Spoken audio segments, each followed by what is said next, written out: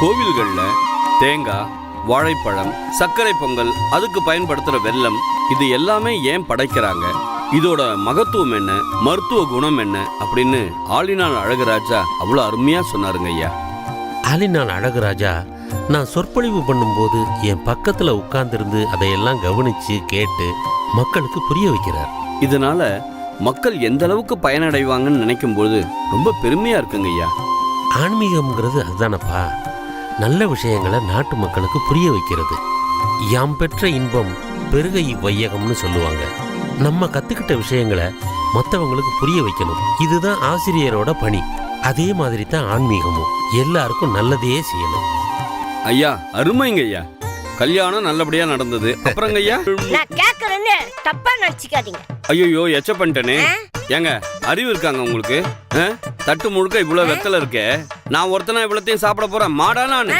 எல்லாரும் சாப்பிடறதுக்கு தானே, நீ எடுத்து சாப்பிடு. இதை ஏன் கேக்குற? அது இல்லங்க, சாப்பிட்டு கை கழுவுற இடத்துல வெத்தல் பாக்கு வச்சாங்களே. ஏன் கை கழுவுற இடத்துல வெத்தலை அழுக்கா இருக்குல்ல, இத கழுவுறதுக்காக வச்சாங்க. ஏன் இப்படி ஒரு கேள்வி கேக்குற? ஐயோ அது இல்லங்க. அப்புறம் எதுங்க?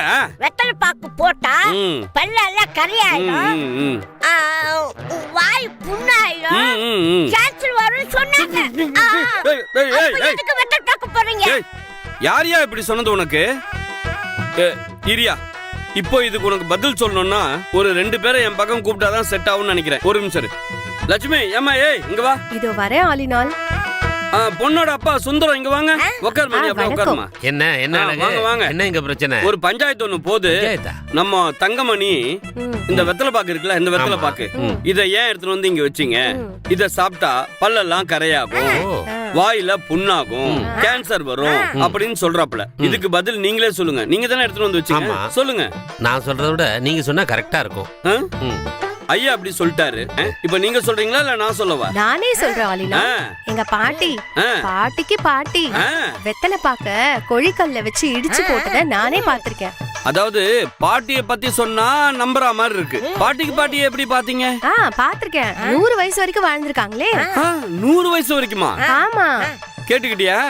பாட்டிக்கு பாட்டி 100 வயசு வரைக்கும் வாழ்ந்திருக்காங்க. வெத்தலை பாக்க இடிச்சு சாப்பிட்டுருக்காங்க. எப்படி?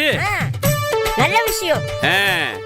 அப்ப நானும் ஒண்ணு சொல்றேன். பாத்தியா, இதான் போட்டின்றது. அவங்க சொன்ன உடனே ஐயாவும் ஒண்ணு சொல்றேன்றாரு. சொல்லுங்க, நல்ல விஷயம் தான். போட்டெல்லாம் அந்த காலத்துல 110 வயசுக்கு மேல இருந்தாங்க. 110 வயசுக்கு மேலயா? அடேங்கப்பா, எப்படி? எல்லாருமே வெத்தலை பாக்க போட்டுட்டே இருப்பாங்க.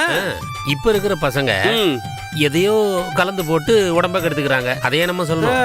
என்ன சொல்றதுன்னே தெரியல.